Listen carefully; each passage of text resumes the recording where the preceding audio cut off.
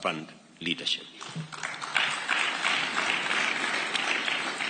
Consequently, and taking this into account, we shall proceed to take unprecedented steps to accelerate the delivery of the National Economic Transformation Agenda with integrity, efficiency, transparency, and inclusivity.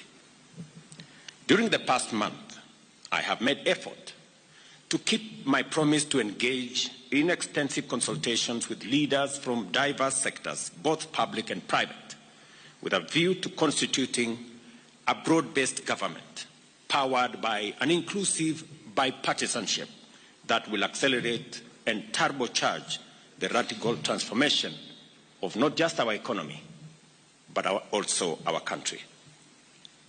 More than ever, it is clear that we are fully united by a shared devotion to secure a prosperous Kenya that serves all of us.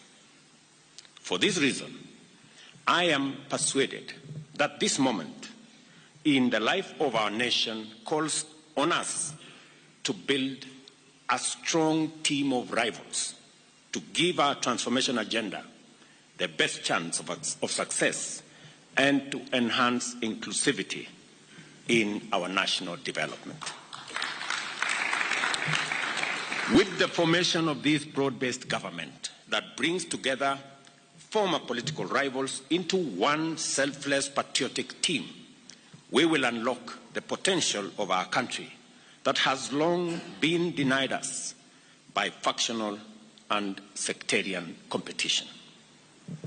Our potential as a nation